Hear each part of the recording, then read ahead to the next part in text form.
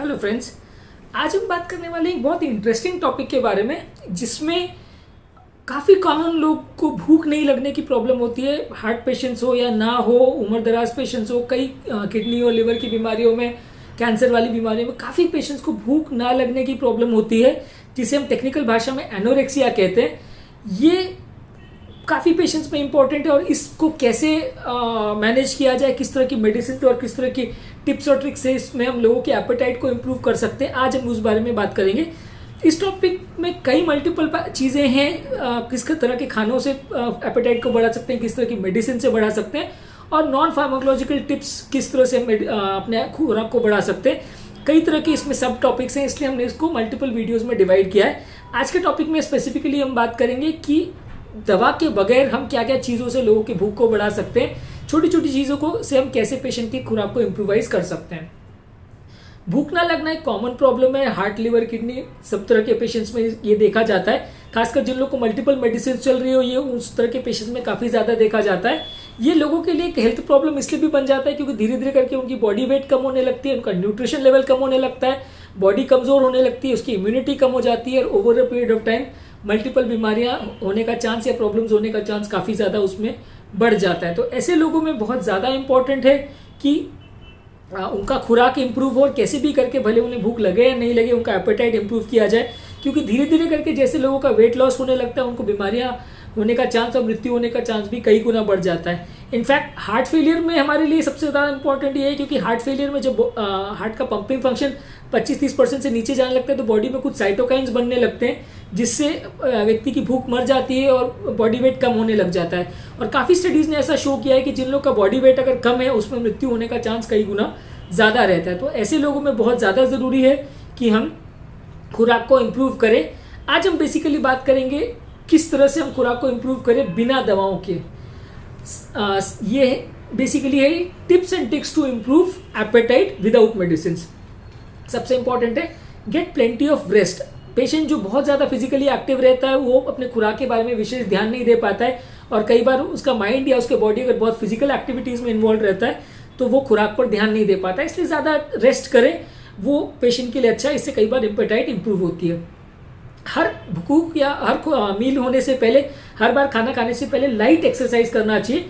बहुत ज़्यादा vigorous exercise नहीं करना है, उसमें कई बार लोगों की भूख मर जाती है। लाइट एक्सरसाइज करें तो एपेटाइट स्टिमुलेंट का काम करता है और इससे थोड़ी देर के लिए अगर चल के भी आए तो भी इससे लोगों की खुराक बढ़ जाती है और इससे उनको उसके बाद अगर तुरंत वो खाना लेते हैं तो थोड़ा भूख ज़्यादा लगती है।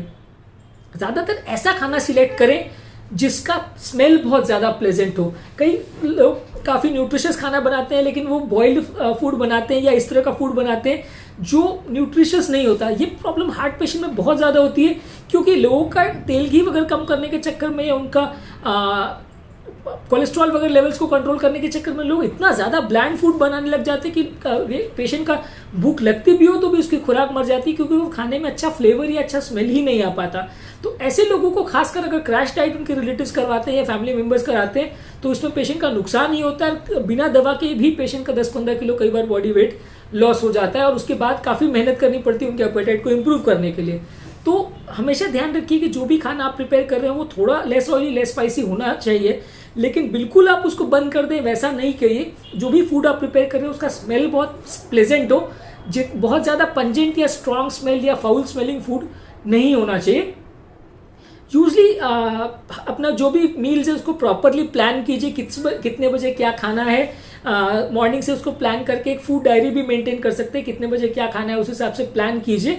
उसको खाने से पहले अनप्लान्ड वे में सडनली आपके सामने कुछ भी परोस दिया जाए तो उसमें कई बार लोगों का एपेटाइट सप्रेस हो जाता है। तो प्रॉपरली अगर आप उसको प्लान करके पेशेंट अगर उसके बारे में थोड़ा सोचे तो कई बार एपेटाइट स्टिमुलेट भी हो जाती है। खासकर अगर ऐसा फूड हो जो पेशेंट को ज़्यादा अच्छा लगता हो तो खाना चाहिए। एक चीज़ बहुत ज़्यादा इंपॉर्टेंट है कि ऐसे लोग को वही खाना दे जो उनको ज़्यादा पसंद है। जिन लोग की भूख ऑलरेडी कम है अगर आप उनको वैसा खाना देंगे जो उनको ऑलरेडी पसंद नहीं है, जैसे अगर आप किसी व्यक्ति की ऑलरेडी एपेटाइट कम है उनको वो सब्जियां देंगे, करेला वगैरह ऐसी चीज़ें जो लोग बहुत ज़्यादा नहीं पसंद करते हैं, पैलेटेबल नहीं लगती लोगों को, वैसा खाना देंगे तो डेफिनेटली उनकी एपेटाइट कम हो जाएगी और उस सब्जी या उस फूड प्रोडक्ट के कारण वो बाकी चीज़ें जो खाना है वो भी नहीं खा पाएंगे। तो वैसी ही चीज़ें ज़्यादा प्रेफर करिए जो पेशेंट को पसंद हो। बॉडी को हाइड्रेट रखिए, दिन में कम से कम 6 से 12 ग्लास पानी पीजिए। इससे भी कई बार एपेटाइट स्टिमुलेट होती है, बॉडी वेल हाइड्रेट रहने से भी एपेटाइट कंपेरेटिवली बेटर रहती है। लेकिन ये हार्ट फेलियर में थोड़ा ध्यान रखने की ज़रूरत है कि जिन लोग का हार्ट फेलियर है उनको फ्लूइड रिस्ट्रिक्शन पे रखा जाता है। तो ऐसे पेशेंट्स में अगर बॉडी का वॉल्यूम बहुत ज़्यादा है तो पानी लेने से पहले थोड़ा सा आप डिस्कस करके डॉक्टर से प्लान करें तो अच्छा है। ज़्यादातर उस टाइम पे जब भूख सबसे ज़्यादा लगती है उस टाइम का एडवांटेज ले, ऐसे टाइम पर ही मील्स को प्लान करें जिस टाइम व्यक्ति को सबसे ज़्यादा भूख लग रही है। अगर किसी के खाने का टाइम 8 बजे और भूख उसे 5 बजे लग रही है तो डेफिनेटली उसको 5 बजे भी खाना खाना चाहिए। वो ऐसा ना करे कि 5 बजे खाने का टाइम है और 8 बजे खाने का वेट कर रहा है तब तक उसकी भूख मर जाए, तो डेफिनेटली उसका ओवरऑल दिन भर का कैलोरी इंटेक कम हो जाएगा। तो जिस टाइम पे उसको भूख सबसे ज़्यादा लग रही है उस टाइम पे डेफिनेटली उसको कुछ खाना चाहिए। कई बार ऐसा भी होता है कि शेड्यूल टाइम्स के हिसाब से आप प्लान कर लें और उस टाइम पे अगर भूख नहीं भी लग रही है तो भी आपको खाना है। ज़्यादातर लोग रिकमेंड करते हैं कि दिन भर में 6 से 8 बार खाना खाना है। जो स्टैंडर्ड 2 से 3 बार खाने का प्रैक्टिस है उसको बंद करके जहाँ लोगों की एपेटाइट कम है वहाँ खाना 6 से 8 बार खाना चाहिए। और उस टाइम पे शेड्यूल में अगर टाइम है खाना खाने का, भले भूख नहीं भी लग रही है तो भी थोड़ा फोर्सिबली पेशेंट को खाना खिलाइए। लेकिन प्लान अगर आपने किया है खाना उसको खिलाना है तो डेफिनेटली उस टाइम पे पेशेंट को जितना भी पॉसिबल हो, जितना भी वो खा पाए उसको थोड़ा फोर्सिबल प्रेशराइज करके उनको खिलाइए। अगर आप फूड प्रोडक्ट्स को कोई न्यूट्रिशनली बनी हुई घर की सॉफ्ट ड्रिंक या प्रोटीन ड्रिंक या होममेड प्रोटीन पाउडर स्मूदी वगैरह उनको देते हैं तो इसमें पेशेंट को एपेटाइट बढ़ती है। अगर इससे पहले पेशेंट को कोई डाइजेस्टिव एंजाइम्स वगैरह प्रिस्क्राइब की गई है तो डेफिनेटली एंजाइम्स का डोज उससे पहले ले लेना चाहिए। ये प्रोटीन प्रोडक्ट्स जो हैं, ये सॉफ्ट ड्रिंक्स जो हैं या स्मूदी जो घर पे बनाई जा सकती है वो कई बार पेशेंट की एपेटाइट स्टिमुलेट करने में मदद करती है और डाइटरी सप्लीमेंट का भी काम करती है। पेशेंट की न्यूट्रिशनल लेवल्स को भी नॉर्मलाइज करती है। कुछ कंपनी द्वारा मैन्युफैक्चर्ड स्मूदीज वगैरह भी आती हैं इंडिया में, हालांकि कंपैरेटिवली कम मार्केट होती है, लेकिन इनको भी यूज़ किया जा सकता है। घर के अलग अलग पोर्शन में छोटे छोटे बाउल्स में न्यूट्रिशनल स्नैक्स को प्लेस करना चाहिए।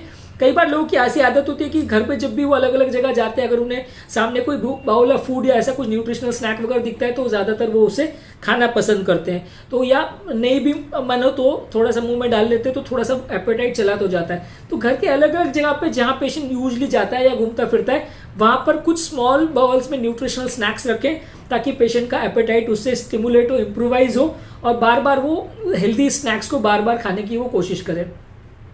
अगर किसी भी व्यक्ति को नोजिया हो रहा है यानी उल्टी जैसा लग रहा है तो नोजिया होने के पहले साइन में उनको ज़रूर से एंटी नोजिया वाली मेडिसिन जो फास्ट एक्टिंग मेडिसिन हैं वो अवेलेबल रहती हैं, वो उनको तुरंत दे दे ताकि उनका उस नोजिया लगने के चक्कर में उल्टी लगने की वजह से उनकी भूख ना मर जाए, उनकी एपेटाइट या मील स्किप ना हो जाए। तो डेफिनेटली उनको एंटी नोजिया मेडिसिन उनको दे तो ज़्यादा अच्छा है।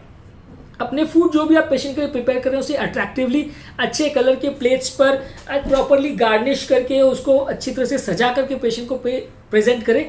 फ्लेवर अच्छा आना चाहिए, प्रॉपरली वार्म किया हुआ फूड रहना चाहिए, फ्रिज से निकाला हुआ ठंडा बासी खाना नहीं देना चाहिए। तो इस तरह की चीज़ें से थोड़ा एरोमा बनता है, स्मेल बनती है, तो इससे मुंह में फ्लेवर्स डेवलप होते हैं, इससे एपेटाइट लोगों की बढ़ती है।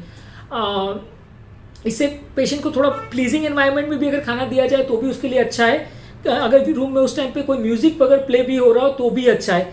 कई बार ऐसा भी कहा जाता है कि जो नॉर्मल लोगों के लिए हम कहते हैं कि जिनको वेट कम करना है उनको खाना खाते खाते कभी बात ज़्यादा नहीं करना चाहिए, टीवी नहीं देखना चाहिए या डिस्कशन वगैरह में नहीं रहना चाहिए। पर जिनको एपेटाइट बढ़ानी हो उसमें उल्टा ही करना चाहिए। उसमें ज़्यादातर पेशेंट्स को टीवी पर कुछ एंटरटेनिंग प्रोग्राम अगर चल रहा हो या कोई म्यूजिक चल रहा हो या रिलेटिव से वो बात कर रहा हो या कुछ फ्रेंडली एनवायरनमेंट हो फ्रेंड्स के साथ हो तो वैसे टाइम पे एपेटाइट अपने आप बढ़ जाती है।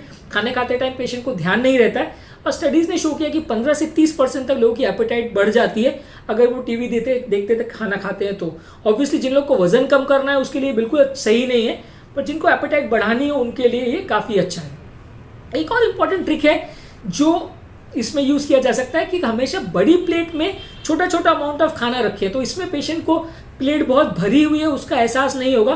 कई बार ये प्लेट भरी होने की वजह से भी लोगों को भूख कम लगती है और नौजिया की या उल्टी की फीलिंग आने लगती है। तो हमेशा जो आप खाना पेशेंट को दे रहे हैं वो बड़ी प्लेट में छोटा छोटा अमाउंट ऑफ फूड सजा करके दें। ऑब्वियसली जिनको वजन कम करना है उसमें इसका उल्टा कहते हैं कि उनको छोटी प्लेट में ज़्यादा खाना दिया जाए ताकि प्लेट भरी लगे तो उनका एपेटाइट जल्दी भर जाए। जिनको भूख बढ़ानी है उनको बड़ी प्लेट में सब खाना छोटा छोटा अमाउंट में सजा के देना चाहिए। अगर किसी का टेस्ट चेंज बार बार हो रहा है तो उनको अलग अलग तरह के फूड्स और फ्लेवर्स देना चाहिए। कई बार दवाओं के इफेक्ट से भी व्यक्ति का टेस्ट चेंज हो सकता है, तो वैसे पेशेंट में आप अलग अलग फ्लेवर के अलग अलग तरह के खाना पेशेंट को दे सकते हैं, और जिस तरह का खाना उसे ज़्यादा पसंद हो वो उसे इस तरह से दीजिए। उसका टेस्ट चेंज होता रहेगा तो उससे अच्छा लगेगा। अगर आप पेशेंट को मीट्स देते हैं तो मीट को रेड मीट खासकर अगर दे रहे हैं तो उसको प्रॉपरली मैरिनेट करना चाहिए, या फिर हम रेड मीट को सब्सटीट्यूट कर सकते हैं fish, chicken, eggs, low fat cheese या कुछ वेजिटेरियन प्रोडक्ट्स के साथ, ताकि जिन लोग को स्ट्रॉन्ग टेस्ट अगर रेड मीट वगैरह का नहीं पसंद आता है तो कई बार मैरिनेशन वगैरह करने से मीट का फ्लेवर थोड़ा कम हो जाता है और उसमें पेशेंट को कंपेरेटिवली उतना स्ट्रॉन्ग टेस्ट या खराब टेस्ट नहीं महसूस होता, या उसको फिर सब्सटीट्यूट करना पड़ेगा दूसरे नॉन वेजिटेरियन या वेजिटेरियन प्रोडक्ट्स के साथ। यूजुअली जब भी कोई हाई प्रोटीन प्रोडक्ट आप ले रहे हैं तो तुरंत फ्रिज से निकाल के उसको तुरंत नहीं लेना चाहिए, उसको रूम टेम्परेचर पे आधे से 1 घंटे तक लगभग नॉर्मल टेम्परेचर पे आने देना चाहिए, उसके बाद लेना चाहिए।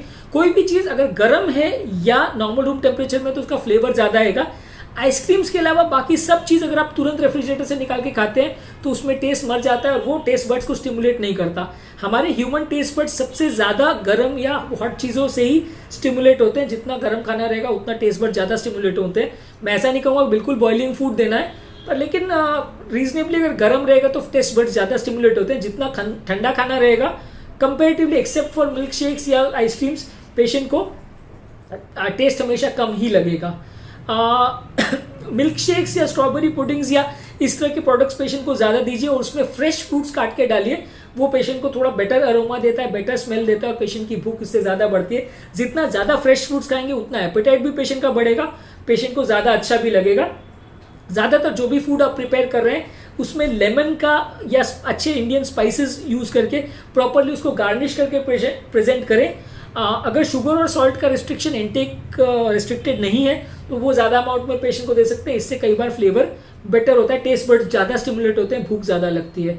कई बार हार्ट पेशेंट में जहाँ नमक और शुगर को हम रिस्ट्रिक्टेड कर देते हैं वहाँ वैसे भी एपेटाइट इसीलिए कम हो जाती है क्योंकि शुगर और सॉल्ट रिस्ट्रिक्टेड है। तो अगर पेशेंट को भूख कम लग रही है तो डेफिनेटली आप शुगर और सॉल्ट को बढ़ा भी सकते हैं, इसमें उतना नुकसान नहीं होगा। कई पेशेंट बहुत कम शुगर और बहुत लो बीपी को लेके आते हैं क्योंकि उनके एपेटाइट घर वाले इतने ज़्यादा कर्व कर देते हैं कि उनको खाना अच्छा ही नहीं लगता।